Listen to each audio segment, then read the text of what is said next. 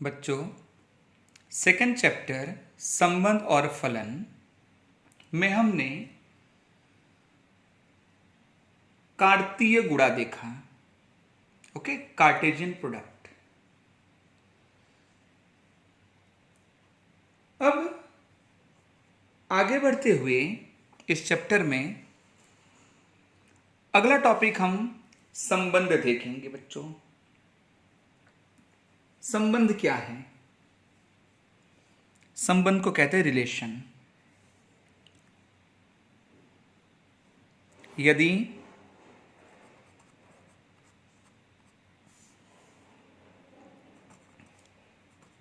ए तथा B, okay बच्चों, ए तथा बी दो अरिक्त समुच्चय हों,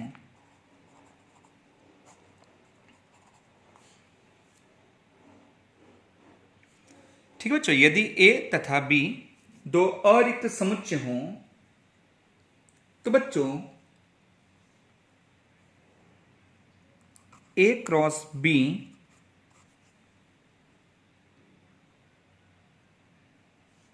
के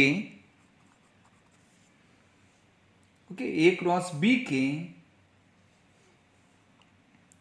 किसी भी उपसमुच्चय को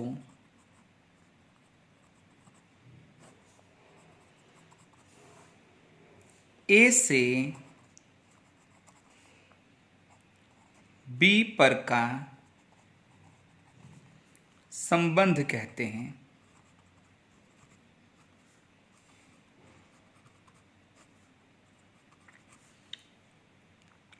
तो बच्चों, ए क्रॉस बी का कोई भी उपसमुच्चय, उसे हम ए से बी पर का संबंध कहते हैं। बच्चों,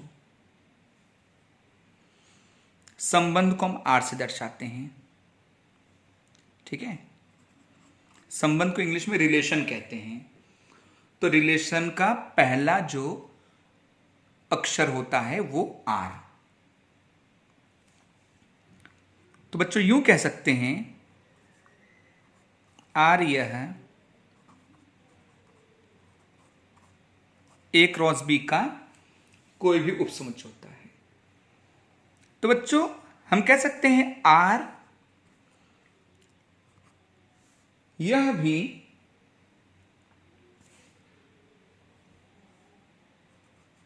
ए कॉमा बी स्वरूप में होगा, जहां A belongs to A, B belongs to B. ठीक है बच्चों। तो R equal to A B, जहां A बिलोंग्स टू A और B बिलोंग्स टू समुच्चय B। तो बच्चों यहां पे जो प्रथम घटक है ये द्वितीय घटक है। तो बच्चों जो द्वितीय घटक है यह प्रथम घटक का प्रतिबिंब कहलाता है। ओके, A का प्रतिबिंब ओके B है, A का प्रतिबिंब B है। अब बच्चों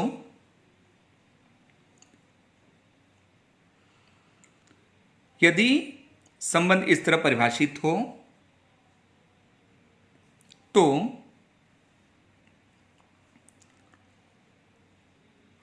ऐसे सारे वैल्यूज A का कलेक्शन, जहां ओके ऐसे सारे वैल्यूज A का कलेक्शन किस प्रकार,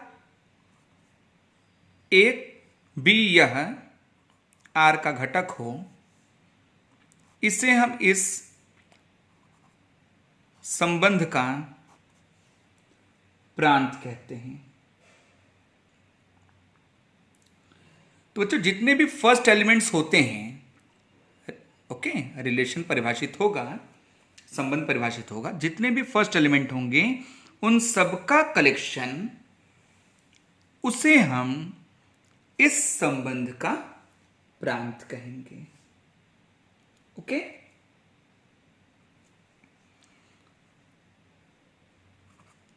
और जितने भी सेकेंड एलिमेंट के कलेक्शन होंगे,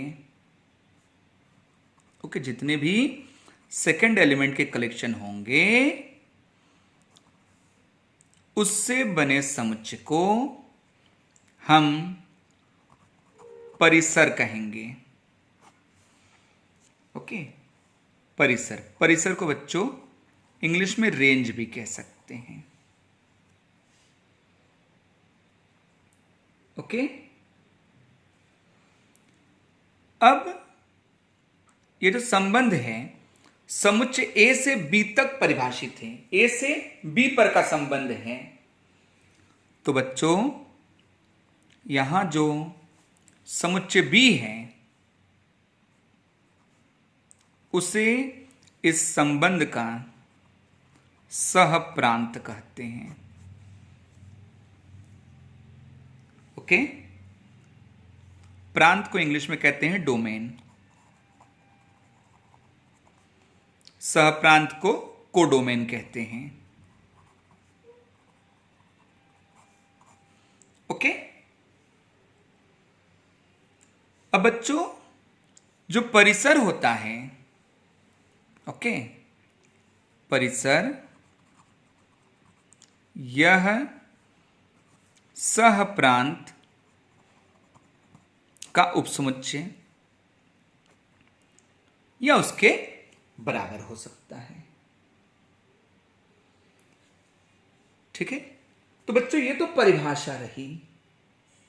अब हम इसे सवाल के माध्यम से समझने का प्रयत्न करेंगे बच्चों। एक क्वेश्चन देखते हैं बच्चों। समुच्चय A equal to 1 2 3, okay, dot dot up to 14 तक है। संबंध आर इस प्रकार परिभाषित है एक्स वाई, जहां 3x minus y equal to 0, x y belongs to A, द्वारा ए से ए पर का संबंध आर है। तो बच्चों प्रांत, सहप्रांत और परिसर हमें लिखना है।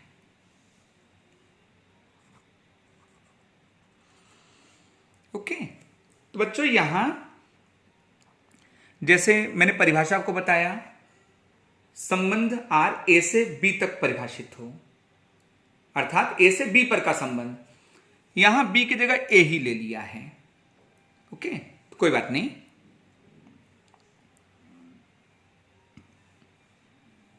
बच्चों A equal to 1 2 3 up to 14, r equal to x, y,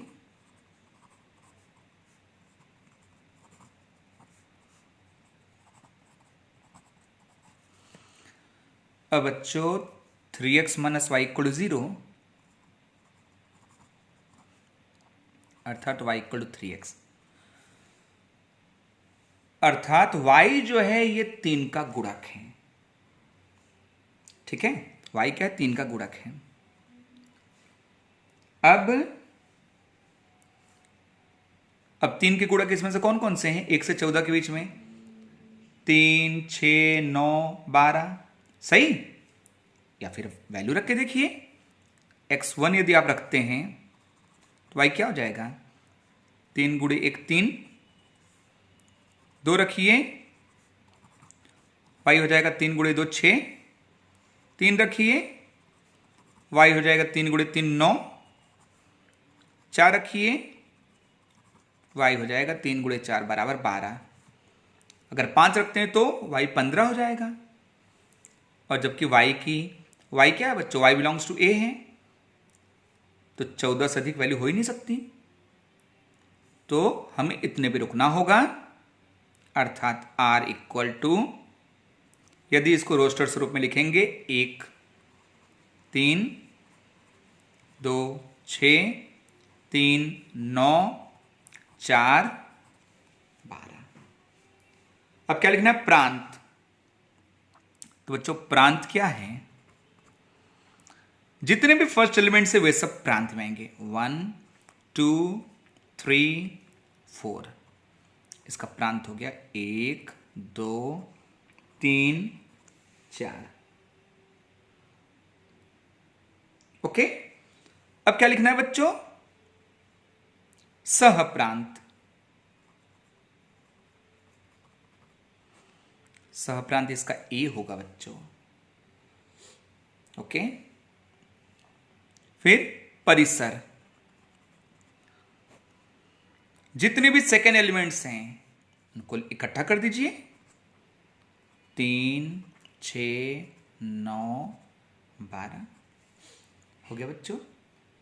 इस तरह से आप क्वेश्चन सॉल्व कर सकते हैं। बच्चों एक और क्वेश्चन देखते हैं। समुच्चय ए 1 2 3 5, समुच्चय बी 4 6 9, ए से बी में एक संबंध आर है।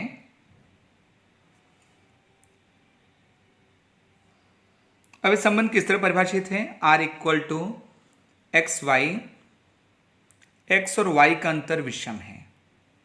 X belongs to A, Y belongs to B. संबंध आर को रोस्टर स्वरूप में लिखना है। कोई बात नहीं बच्चों, ए दिया है हमें, बी दिया है। अब आर किस तरह परिभाषित है? ये जो संबंध है,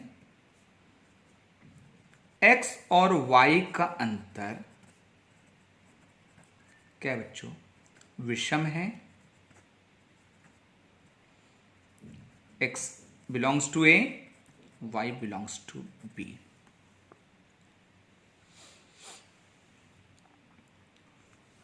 तो बच्चों दो संख्याओं का अंतर विषम कब होगा?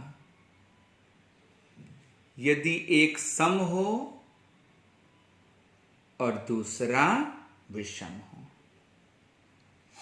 सही बच्चों, दो संख्याओं का अंतर विषम कब होगा? जब एक सम हो दूसरा विषम हो।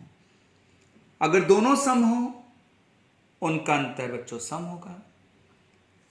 यदि दोनों विषम हो फिर भी उनका अंतर सम होगा। तो आपको x कहां से लेना है? a से, और y कहां से लेना है? b से। आपको सेलेक्ट करते समय ध्यान रखना है, यदि a में से सम ले रहे हैं तो b में से विषम लीजिए। यदि a में से विषम ले रहे हैं तो b में से आप सम लीजिए। ठीक है बच्चों? तो r इक्वल टू 1 लेते हैं। एक विषम है ना, तो यहां से सम लीजिए। 1 4 1 6। ओके,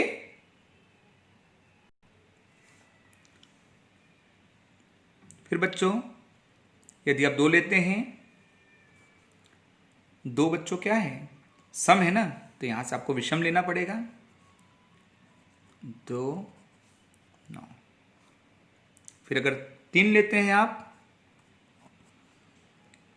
3 तो विषम है ना, तो यहां से आपको सम लेना होगा।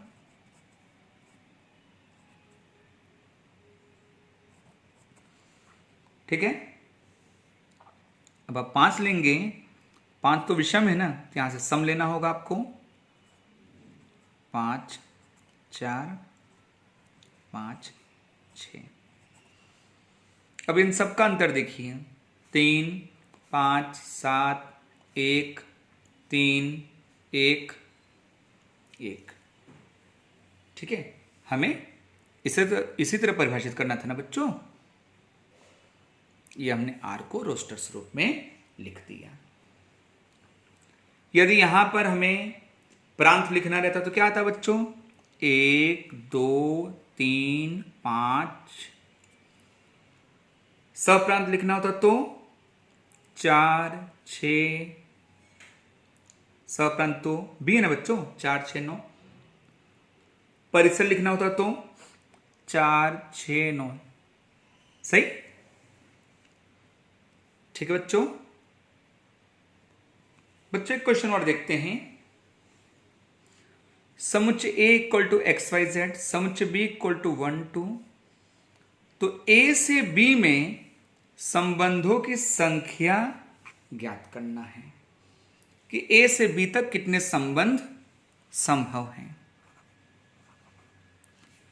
तो बच्चों जो संबंध होता है जो A से B तक परिभाषित हो वह क्या होता है, A क्रॉस B का कोई भी उपसमुच्चय होता है। तो सबसे पहले आप देखिए A में कितने सदस्य हैं, 3। B में कितने सदस्य हैं, देखिए 2। A क्रॉस B में कितने सदस्य होंगे बच्चों, देखिए n of A into n of B। तो A क्रॉस B में कुल कितने सदस्य होंगे बच्चों, 6। A क्रॉस B के उपसमुच्चयों की संख्या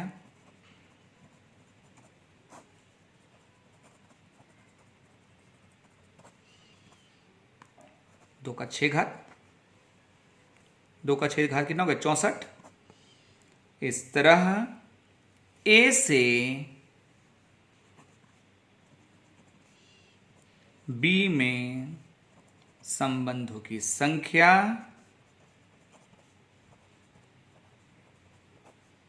बराबर 64। ओके बच्चों, इस तरह दो समुच्चयों के बीच में कितने संबंध संभव हैं यह ज्ञात करने के लिए आप उन दो समुच्चयों के कार्टेशियन गुणा में कितने घटक हैं वो निकाल लीजिए और 2 का अपना घात लगा दीजिए। ठीक है बच्चों, इतना आप सॉल्व कर लीजिए बच्चों।